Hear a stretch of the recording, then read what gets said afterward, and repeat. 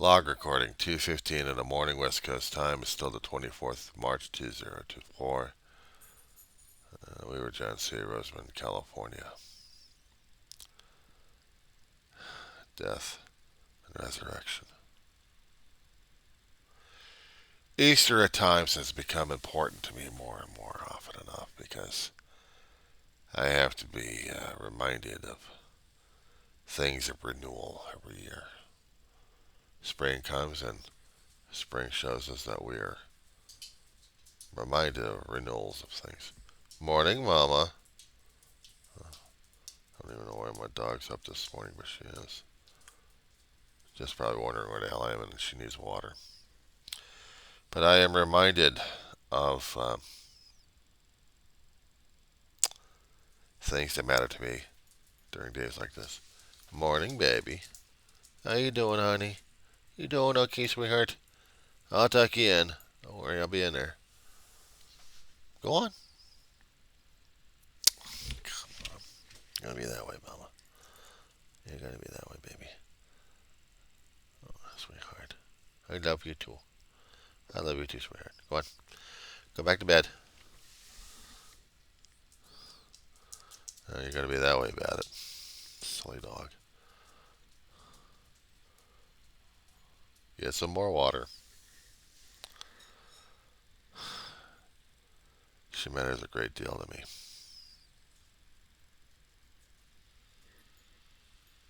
Hang on. I put you on pause. Sorry about that, but I had to take care of my dog. It was something I needed to do. Get her settled down a little bit this morning. I was talking about how Easter was important. There have been memories of this time of year, and I think almost every year I try to do recollections, memories of how and why. I'm reminded closer and closer that sometimes the holidays and traditions do matter the most, but sometimes we just don't bother with it.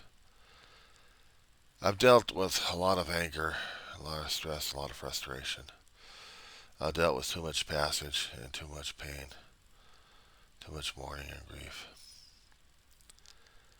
I feel like I am the winter season still, stuck on it, despite the fact we've got spring here and trying to warm up and change everything else around.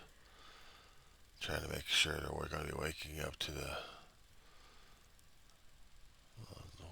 life itself. And the problem is, I got a problem with that one because I'm still stuck with the cold winter days. We're talking metaphorically here. We're talking about dealing with the eternal feelings of cold bitterness, and we're dealing with the bitterness instead of a hardened soul. We're dealing with mental. We're dealing with physical. We're dealing with external. We're dealing with things that represent the icy touch of death and internal peace and sleep. We're dealing with not looking forward to a spring warm day or a rainy day, bringing the water under the flowers and making them have hay fever for people left and right with the allergens and stuff. Or the damn insect creatures that keep coming out and driving people crazy, not to mention the damn insects I don't like, spiders and stuff. Cockroaches 24/7. Not fun. Oh, it's not just that. It's not dealing with death on its own terms and everything else. Just wants to put you into an icy lake forever and just float around and just be perpetual. Dreamless, memories constantly relived, but no life lived. Problem is when I get stuck too much in memories, that's what I feel sometimes. I get cold-hearted, feeling to a point, but not quite there. It scares the hell out of me being alive and then being at death's door because that's a different experience altogether I'd rather not go through. I've been talking about that in the other videos, but the thing is, sometimes I like looking forward to springtime and summer sometimes. I can see life. Thunderstorms may come in and roll through, and I'll be blasting out left and right. And all I'll do is take a camera and take a picture of it and say, "Smile, you cheesy bastard." Oh, no, no, no. What I look forward to on Easter Sundays is sometimes the mornings matter the most. If it's a certain type of day, if it's just a cloudy day or overcast, but the sun's coming up, there are certain types of sunrises I'll look at and just say, yeah, we got to take a shot at this one. We got to get prosperity. I mean, in this life, it matters most if you got those kind of images, but in the afterlife, if you can hold on to the images, well, it matters a lot too during those days. It's not just the sunrise you wake up to or the cold morning in the air. You're looking for something that's supposed to be springing internally inside of yourself. You're looking forward to something awakening instead of just still sleeping like Rip Van Winkle. Sometimes I feel like I don't sleep often enough. But no, emotionally I feel like Rip Van Winkle. He wakes up to a brand new world and scares the shit out of him. Oh, no, no, no, no. Deal with the concept of Aldous Huxley and his Brave New World. A guy raised up in a wilds, but surrounded by the quote unquote Brave New World of processing, of test tubes, of classifications, of drug use. And all the guy knows is what he knows in his little neighborhood. And then he sees this and how it affects his own mother. His mother was part of that system. And he was raised, he was born not in a test tube like everybody else was, but out of two people who had mad passion. Nature, wild and free. And then he's got to deal with the implications, and he sees how it takes his mother away, overdosed on it. And then suddenly, either you watched a miniseries or you read the book on this one. A two-parter movie thing on that one. Or else you deal with, I can't deal with a brave new world. I can't go back to the old one. There's nothing left for me. And there it goes. That last final path. That decision. You can't deal with the organized. You can't deal with being classified or drug used out of the minds and have a mindset like that. I couldn't deal with that one. But I couldn't go back in a natural state because that's how they're living and surviving. I don't think I'd be able to deal with that one at all. A world brought up that way. Mm-mm. Mindset. Viewpoint. Not this kid. Or bad enough when I deal with nations trying to fight each other, and one nation lies to itself, constantly puts a mental headlock on people left and right. Change your behavior, change your memories. You're still a drone, but you're no longer a person. But you got Big Brother watching your asshole the damn time. You gotta do your performance job like a damn drone. I don't think I'd be able to deal with that one either. It's one thing when we read books like this, reading people's point of view, and then you look at life that way. It's like, damn, did they get it right? How did Christ do it? Christ had to deal with not technology, but with people and their attitudes. Almost the same way. Classified.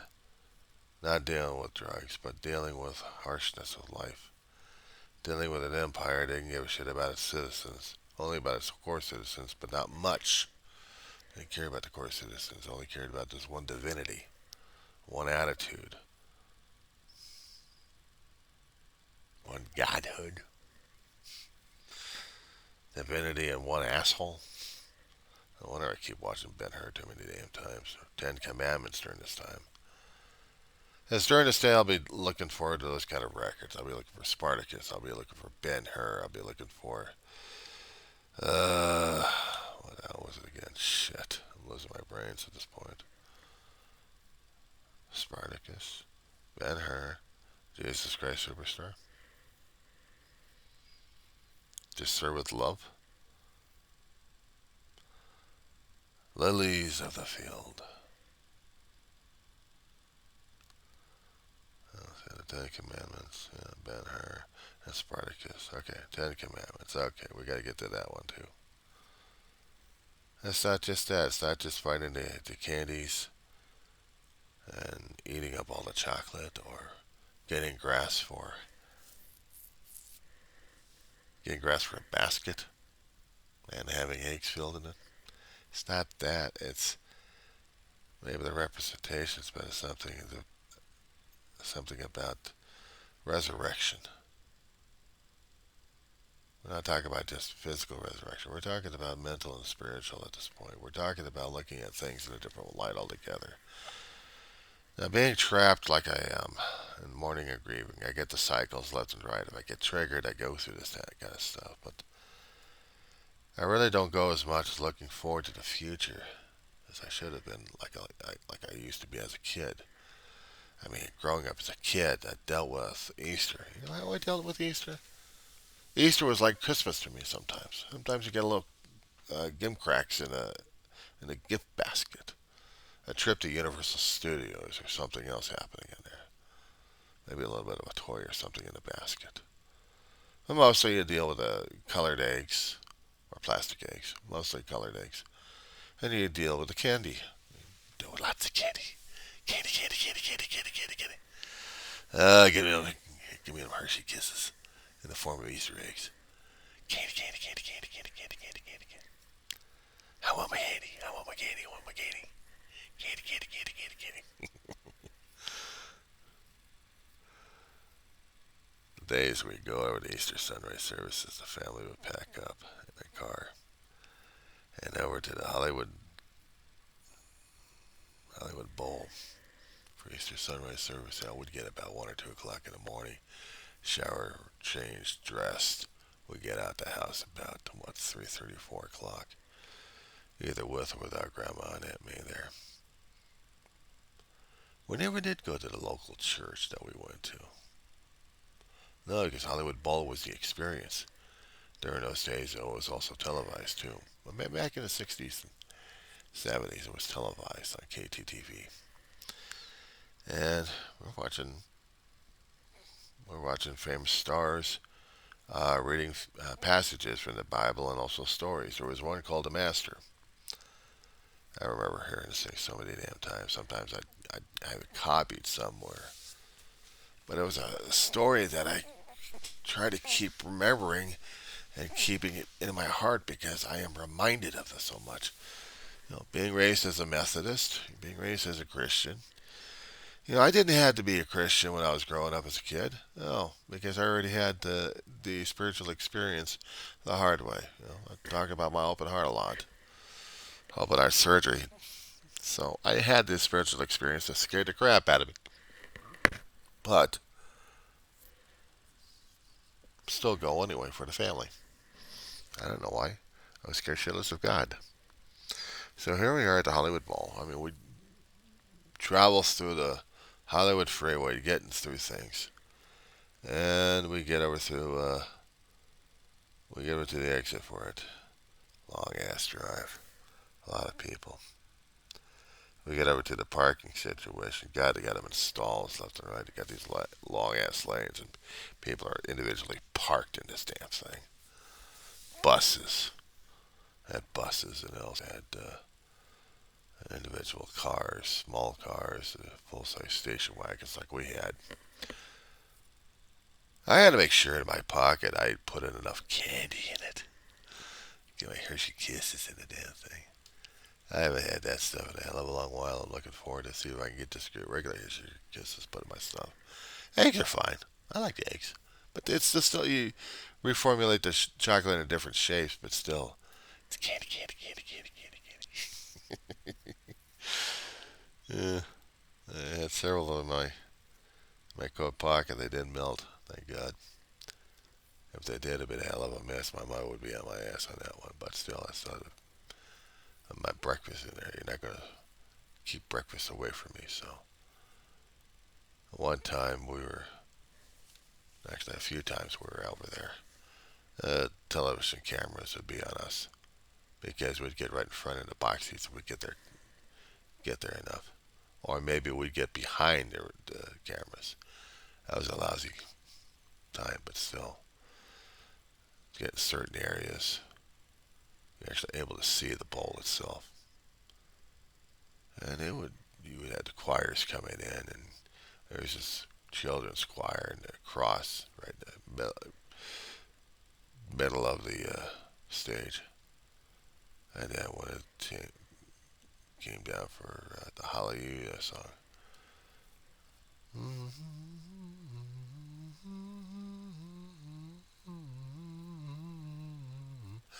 So at a certain point in this particular song, the kids would still be in their brown robes, shivering like crazy.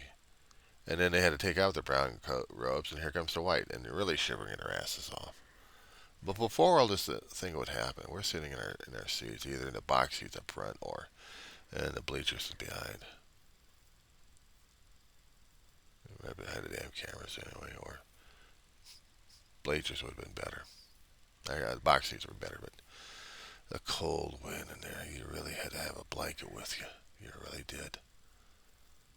I mean, 60 degrees is okay, but when you're dealing with 40 degrees out there in the hillsides, that's pretty damn cold for a kid. Not to mention the ladies.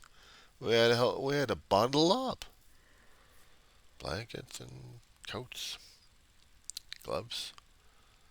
Just constantly sticking my hands in my pockets. Stomach would go growl, take a Easter egg, open it up, shove it in my mouth. Just so I can get the effects going, just so I can get something going. I needed it. I really did. Had to keep my stomach full, or working on it anyway, to keep it from growling. We didn't even have any coffee thermoses during those days. Wish we had. I could have been using it during those days. So we would listen. Right over the hill. Before, let's see, it was about 20 years ago, or 25 years ago, something like that. They had to move the cross from one particular point to another point in the hillsides because the ACLU. They were going after people left and right regarding religious artifacts being demonstrated on public lands, and they were making lawsuits left and right, both in the Supreme State and Federal Supreme on this, and winning it. There shall be no religious artifacts in public places at all, on public lands. Exceptions were if you're buried. But the cross they had lit it up like crazy. You'd see it coming on the freeway going south and north through the hillsides. You'd see the cross. It was well lit. That was the point of it all. They had it well lit and showing to people. And on Easter Sunday, they had that damn thing there. But even every other day, it was there, being lit up. But they had to move it to private land. It's barely visible, but still there. It just sucks. But I can understand the legal aspects of that one. I could go into another video, but I'm not about to. Not yet anyway. So concerning about the Easter services there. You ever seen the comedy show back in the 70s? You've probably seen repeats or something like that on YouTube. Or even on streaming services. The Partridge Family. Shirley MacLaine. Not Shirley MacLaine. No, Shirley Jones. Shirley Jones. Forgive me there, Shirley. Anyway. Shirley Jones, famous actress. But also singer as well. God, she could sing. And they did their musicals on the show. And she would read off the story of the master. It's like several times in my lifetime I'd seen her do that. And I'd listen to the story. There's one village where Jesus was supposed to be coming through. Town people were ecstatic, excited. The master's coming. And it was said that he was going to be coming into a person's house that evening or that day, and whoever gets to host the master would receive the blessings. And this one woman who was she wanted to get the blessings from her master. She wanted to make sure everything was perfect. So she started terrorizing her own home. Trying to make sure things were cleaned up, spick and span like crazy. But she had 3 visitations. One person who was old needed a place to sit down for a while. I forget the second one, but the third one was a kid who had a sore finger or something like that. And each time she would rebuff these guys, she kept praying to God. She would hope the master would come. She would hope the master would come. And at nearly the end of the day, it was almost coming sunset, and she was like, but he didn't come here. He didn't come here. Why? Why? And she was despairing. And she's laying down in her bed, crying her ass off, despairing to God why. She tried to do everything she could to make this place habitable. She was going to entertain him. She was going to do this and do that. She had high expectations, crashed and burned at this point. And stroking her head was the master. He told her, I came 3 times, but you refused. I came in this form, in this form, in this form, but you didn't recognize me. How did I recognize you? I would have done everything. Forgive me. I'll forgive you, but the blessings that you wanted, unfortunately, you can't get because you refused me 3 times. But I do forgive you. It kind of reminds me of the things that I have to be reminded of more often than that. Even the actions I take or inactions I take have a direct or indirect reaction. Boomerang effect, I call it. I have to be aware if I'm going to be asking for blessings from God or even from Jesus at this point, it's going to be coming up one way or another that I'm not expecting. Somebody else is going to be needing help. And I got to be there to help them out one way or another. And that's what pisses me off, that they're expecting all this damn thing to happen. Like, I'm expecting help not for me receiving help, it's me to help out. Getting out of myself for that. Trying to tell people or something or just be available for that. While I'm doing my daily crap and just muttering and praying to God about things happening, I still have to be available for service. And just live life, but be available for it.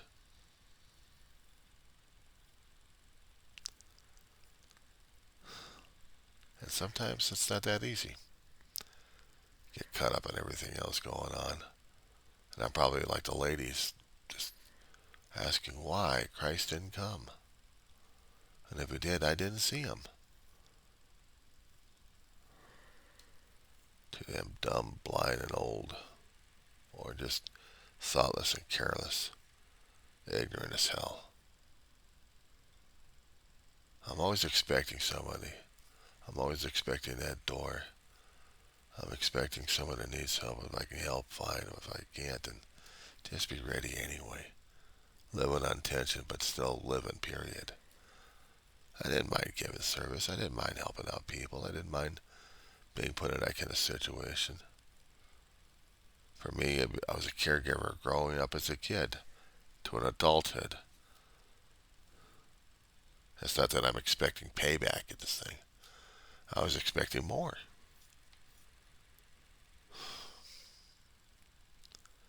Because, yeah, at times when I have to get out of my damn self, my own damn thoughts, my own damn feelings, if I can just help someone else, I just, you know, not helping out a line, but maybe just one or two people, or maybe just one. If there was something I could do, was there something I could do?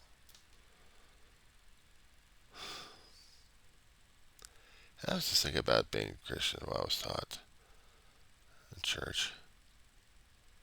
You kept yourself open, available, and ready. The story still has to have relevance. It still has relevance. It's not the resurrection of Christ. It's like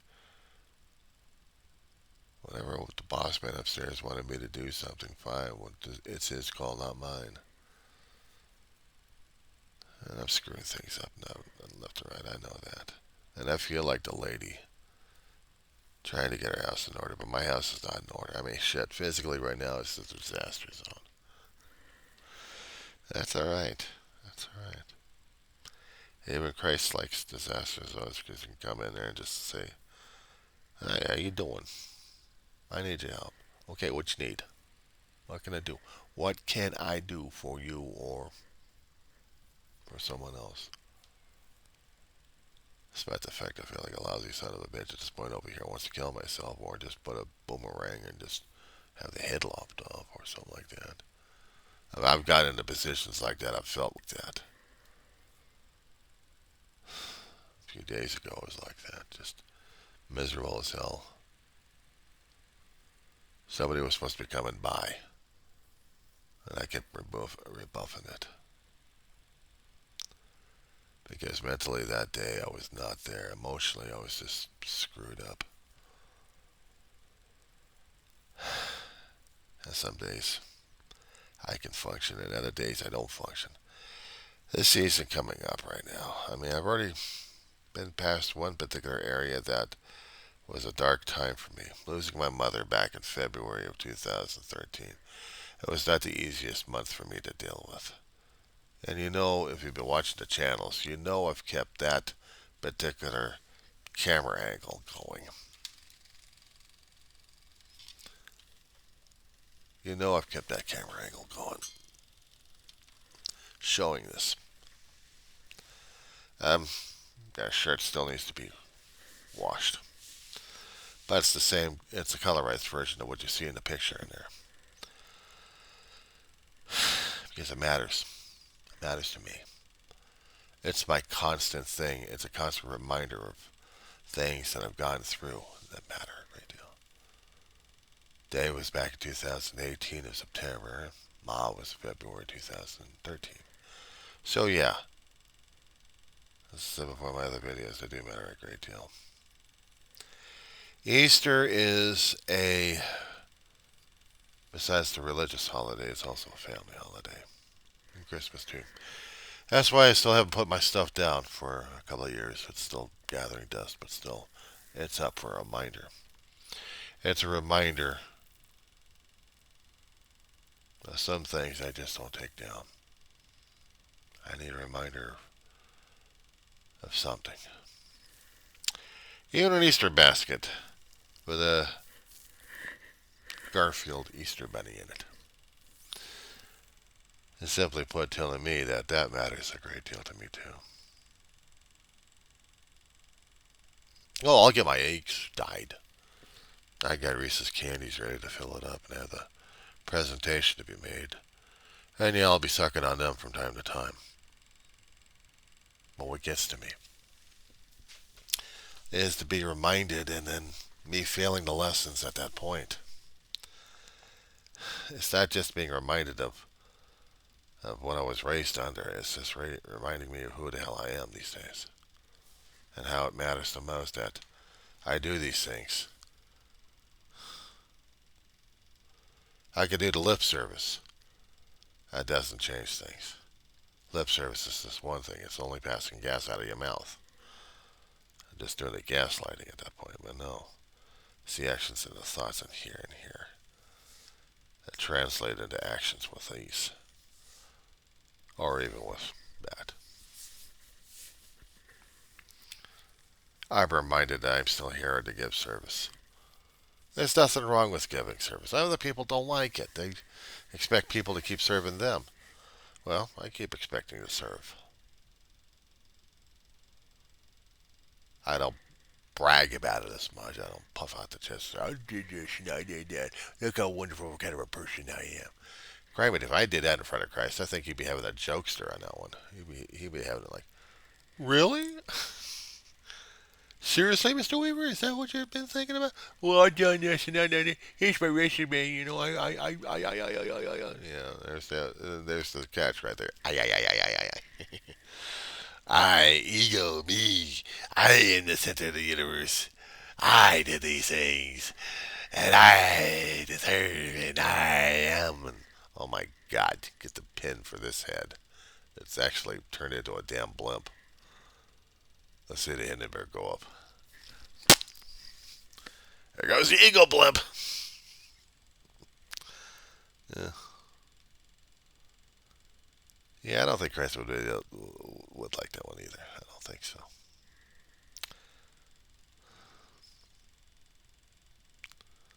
How do you feel close to him? I don't know. How do you feel close to that one? I still have to acknowledge the fact that spirituality is a thing to go through. You still have a journey to live and learn. I mean, they can go to religious places and learn about the theologies, the deities, and practices left and right. It doesn't feel you inside. It doesn't motivate. It doesn't do anything as it should have been doing a long time ago. And for me, I haven't been doing that as much, and I should be. But sometimes, I guess maybe I'm reminded that even as caregivers need to get caregived, or we need to be serviced. I'm a prideful, arrogant, egotistical megalomaniac sometimes. I mean, if I really want to turn people off left or right, I will. And I know when I'm in pain, and I deal with the pain, and I think I have to deal with this pain. And yeah, and sometimes I do have to deal with the pain. Sometimes I have to scream and yell and freak out. Like, I'm dealing with the pain. Don't you understand that? Yeah, whose ego is that one solving? But that wasn't ego. It's just dealing with the pain, griping and grumbling and screaming and yelling and freaking out and being a pain in the ass to people. Saying, well, I'm trying to help you. Leave me alone. I'm dealing with this thing because I have to be this way. I had to be this way because I had to deal with a damn ghost sometimes. And the memories I don't want to lose. And sometimes the memories are attached to the pain, grieving and loss on a constant basis. It's a hard thing to deal with that when you're dealing with a person who survived death so many damn times. He doesn't like it very much. I think I know it better. I think I understand it better. Do I understand about what resurrection is, what spring is? I'm still stuck in. People call it stuck in stupid. I'm still stuck in the winter. I'm still stuck in this an ice cube. I'm stuck.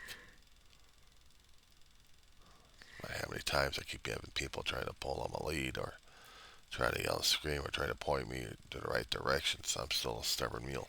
I used this example a long time ago, and the example is this: that there's this donkey or a mule, one of those two, four hooves stuck in a ground covered with mud. The mud's only so much thick, but surrounding the area is clear area, flat, stable, safe. No, because the damn thing's looking at the ground down below and screaming and yelling his head off because he wants to get out of there, but he can't. He's stuck. He feels like he's being sunk in, either by perception or by actuality, and he can't fight his way out of it. It always kind of reminded me of the story of never-ending story. Kid named Atreyu, and he's got his horse. And the horse seems to be having a problem because they're stuck in a bog that deals with depression a lot. And the horse just stands there and just thinks, whining his ass off until he's no more. I thought that was the saddest damn thing when I saw that movie. But at the end of the movie, I mean, the kid's riding with his horse and riding in the field, and they're fine. They're having a good day. But just that moment, it was kind of depressing the crap out of me when I saw that one. It just kind of stuck in my head, so it kind of reminded me of the example I tell myself and others about that one, about the horse or the mule. Stubborn creature. Hooves already stuck in the mud and feel like he's sinking fast. He can't get out of the damn thing. Despite the fact that he can just lift up one hoof and another hoof, and get on solid ground. I mean, he's got solid ground all around him. But no, he's stuck. He's stuck with the pain. He's stuck with the grief. He's stuck with this. He's stuck with the mental image that he has to go through day by day, trudging through this damn shit. Pushing the mud and muck out of your eyes and out of your pathway. Because you're dealing with the pain, dealing with the grief, and everything else. Everybody else wants to chemical induce or try to find some other ways to get past the damn pain. But for the ones stuck in the mud, they have to fight their way through this shit. They have to fight through. They have to find out the force of will or whatever thing that drives them crazy or drives them, period, to get through this. Some days are good and other days are not. And some days can turn into real shit real fast on that one. Because sometimes I feel like my days are turning out to be like that too. I say my time's up. I feel like a therapy session on this one. But this I had to say. This I had to talk about. I mean, Easter and everything else going on in my life. So what the hell? We'll talk more about this one. Just not yet. I'm going back to bed and sleep.